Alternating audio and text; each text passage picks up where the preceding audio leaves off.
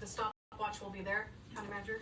Madam Chair, with your indulgence, the county sheriff would like to address the board because of the commitments after this. Yes, so I was actually going to call on him first. Just wanted to give an explanation of kind of the lay of the land for everyone. I know for some of you this is your first time coming in front of us, so with that, we'll go ahead and Sheriff Derek Sanders, I'll give you the floor first, sir. Well, thank you to the board and thank you to everyone who came out today. This has been a subject that has been a hot topic for obvious reasons, and I was notified extremely late of this to kind of provide some backdrop. The Sheriff's Office received notification that a level 2 sex offender was moving into this address. It did not raise any red flags to the Sheriff's Office because we get sex offender notifications all the time, and when we get one, it's usually just notification that someone has been released. So that is why this wasn't really falling on our radar at first. It wasn't until a concerned community member reached out to me and asked if I would go to this public hearing in Tenino about a sex offender, and I'm like, well, that seems to fall under my scope of responsibility. So we went there, and I went there with a very open mind. I try to take a balanced approach in everything that I do, and I understand that there is somewhat of a push from the state to shut McNeil Island down and start to push things out to less restrictive alternatives.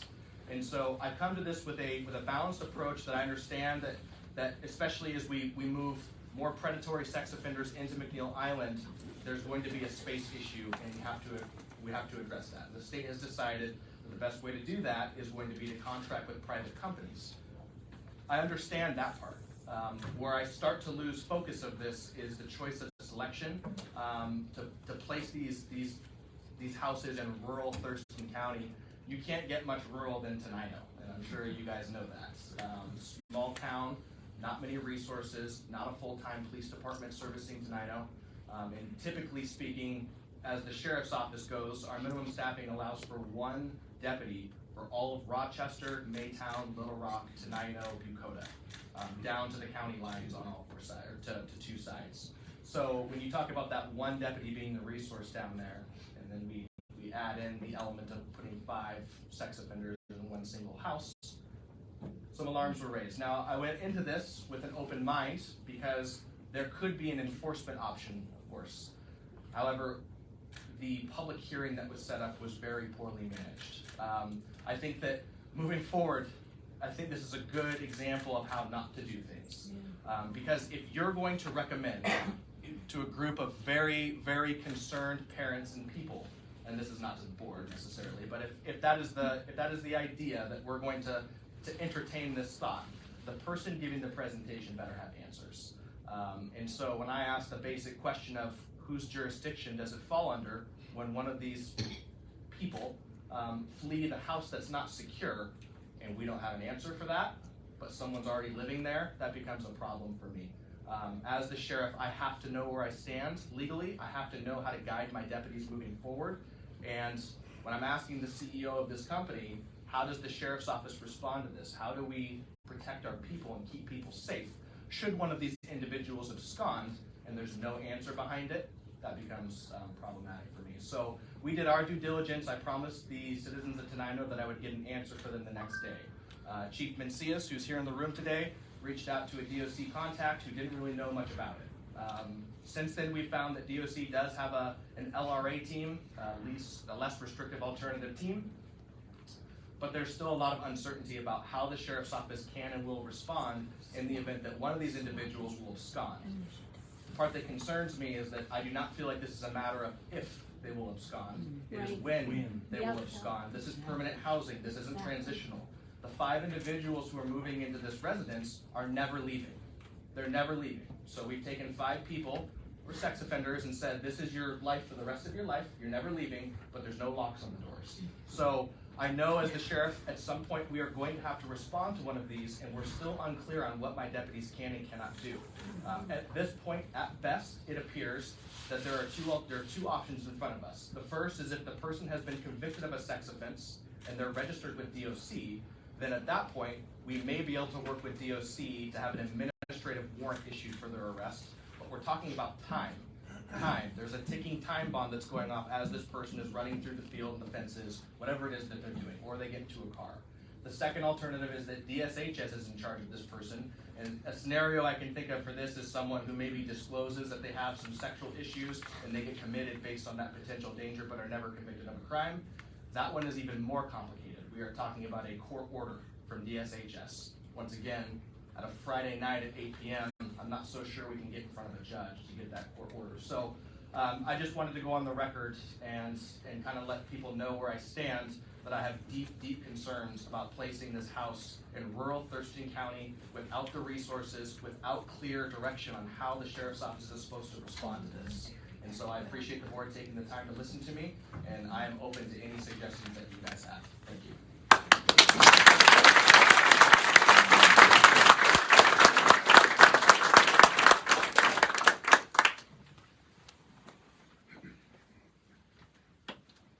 So usually, if you see us a little quiet up here, we don't respond to public comment. We'll usually have conversations about it afterwards.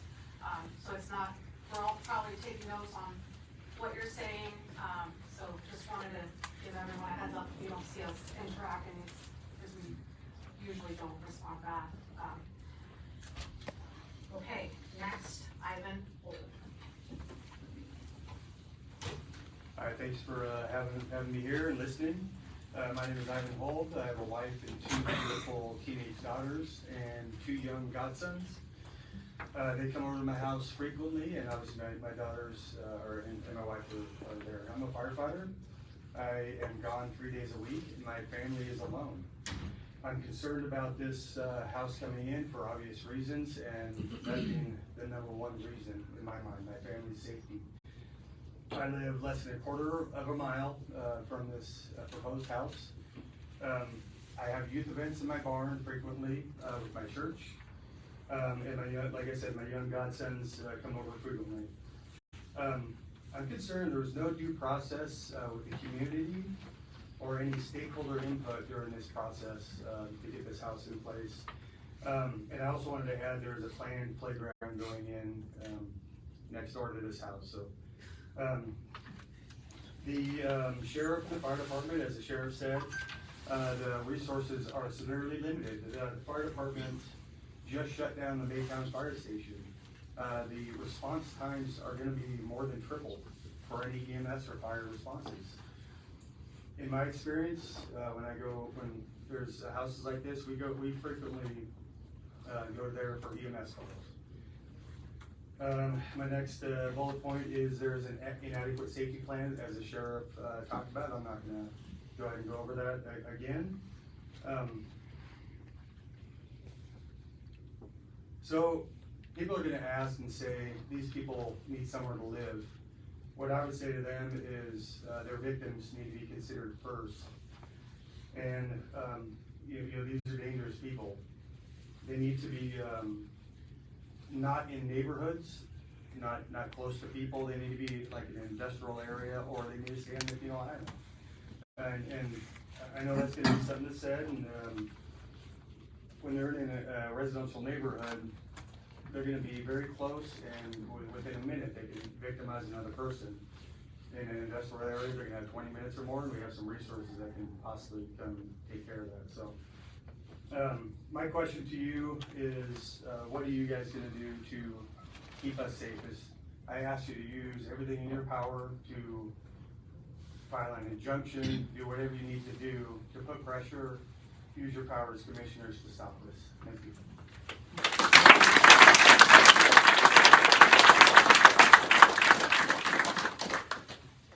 Next is Miles Warren.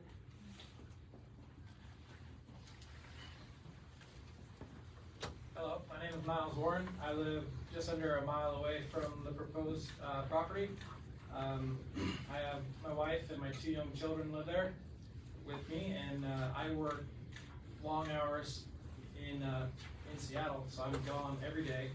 My wife's home with our two children, and that is a great concern that she would be home alone with these subjects who are so close to our home and could be there within a matter of minutes. Like the gentleman before me said, our question is, what can you do for us to keep us safe? That's all I got.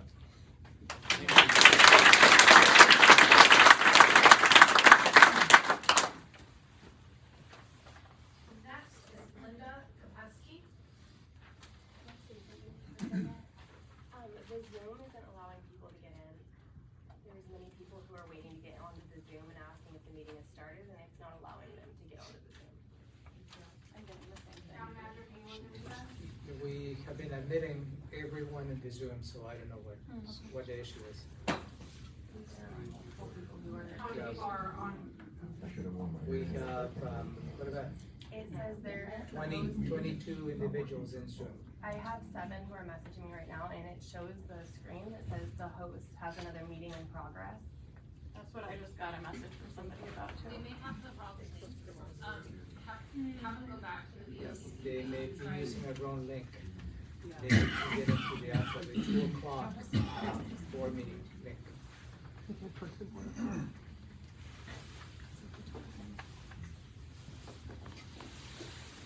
Good evening. My name is Linda Kopetsky. I live within 1,000 feet of the Supreme Living Sex Offender Housing, which is on 2813 140th Avenue. The level 3 sex offenders who will be residing at this Supreme Living are the most dangerous sex offenders who admit that they are always at risk to the community. For Angela Rinaldo, CEO of Supreme Living, past behavior can be a predictor of future behavior. This house is not a secure location and borders the Maytown Lake, which is a private corporation established in 1986. The lake hosts junior development camps for the USA Water Ski Association, which is the governing body for the National Water Ski Organization. The lake also hosts on a regular basis charity events to teach blind children how to water ski. Frequent Cub Scout campouts are also hosted and numerous other events since 1986. Children and families camp out in tents on the property that borders this housing for sex offenders. It is absolutely unacceptable to tempt these sex offenders with children so close. Who will accept the responsibility when someone gets hurt or molested? Our area has extremely poor cell service and limited Wi-Fi service. So if there is an incident with a Supreme Living resident, I can guarantee you that the response time will be unacceptable. My family and I, again, live next door to this facility. Thank you.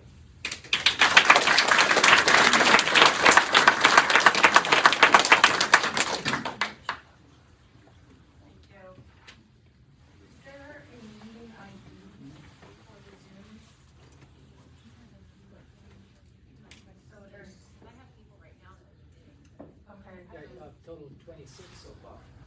So I just shared the YouTube link, and they're able to view it on there. Thank you.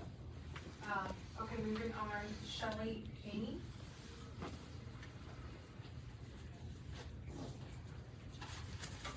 Thank you.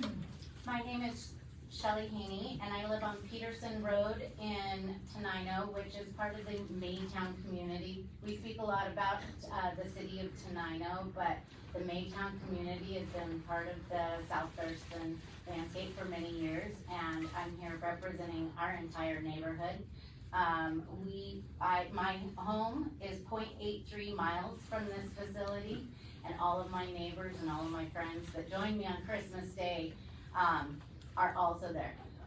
We're a very tight-knit community, and we are neighbors that help neighbors.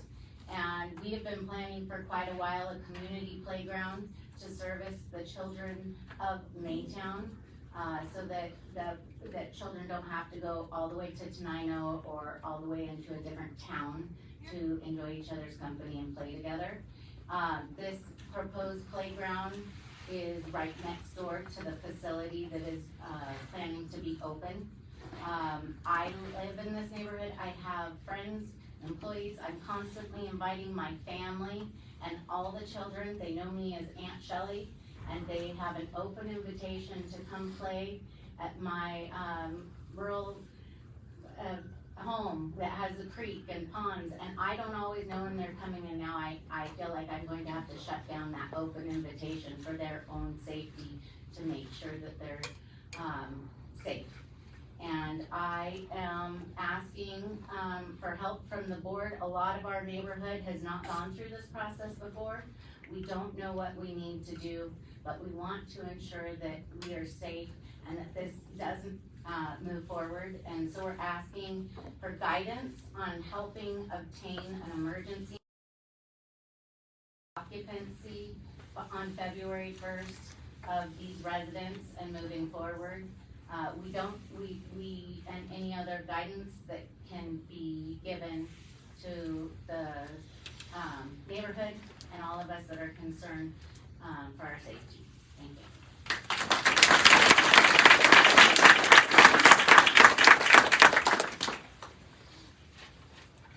Josh, Amy, I know you marked out, but I just want to. Sure. Okay. Christine Hartman. My name is Christine Hartman, and I live on Churchill Road in Tenino. I've been here for 30 years. It's the most beautiful, amazing community that I've ever been in. I just wanted to say in history, the most devastating thing that ever happened to humankind was not any war. It was not a Holocaust. It was the downfall of women. And the reason what happened is women have been abused and suppressed, and as well as children, and they still are today through all of the media and through entertainment, etc. I feel this is the most devastating thing that could happen to this area, and I am adamantly against it, and I know it will never happen. In my mind, I am focused to know this will never happen here. So be that.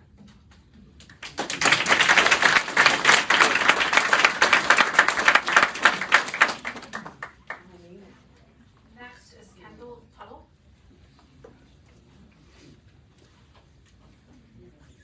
Hello, my name is Kendall Tuttle, and I'm a community member. I live off Reeder Road, a few thousand feet from the front door of this facility with my husband, my 4 children who are under 10, and my husband is a firefighter paramedic, a lieutenant for the city of Tacoma, often working 24 to 48 hour shifts where I am home alone with my husband and have to protect my children and myself. We moved out to Tenino to raise my children in the woods. I wanted them to be able to play freely, and I've always felt safe until now. I want to speak about some of the laws that I believe are being skirted. So the other night, Angela Rinaldo, the CEO of Supreme Living, had talked about how she feels that this house meets the standards and protocols that are in place. I'd like to reference Law 7109-295. These secured community transitional facilities must have a commercial grade security system complete with a tamper-proof switch, backup power supply, and they also have to have CCTV camera systems with audio capabilities. In our area, we do not have infrastructure for internet. Those of us that do have internet, it's unreliable, constantly goes down. I do not believe that her claim of having audio and video capabilities that she is going to man from her phone meets the standard that is written in that law. The other thing is that she needs to have key card controlled entry points, which is also laid out in that law. It's not there. There is a unsecured gate. The other thing, per RCW 7109-290, it cannot be located across the street, adjacent to, or from a parking lot of a high potential activity area. As Linda had pointed out, this is by the lake, also by the future playground that has been in the works. And those things are both seen from the front porch, at least one bedroom. The living room is in direct sight of the lake, and that lake is used for youth camps all summer long. Per Bill 5163, DSHS must provide notice of conditional or unconditional release at least 30 days before release. That was not done. DOC and Thurston County Sheriff's Office was not notified. I am just here asking for your guys' assistance, guidance, or for you to file the injunction. This company, Supreme Living, is not prepared to take on these residents in a legal or safe manner. The injunction will allow more time to ensure all laws are being followed. And this is important. This is too important to rush. Any mistakes will have serious consequences for those involved. Thank you.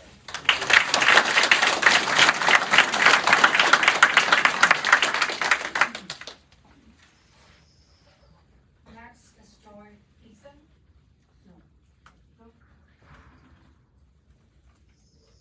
Next is Phoenix Holmes.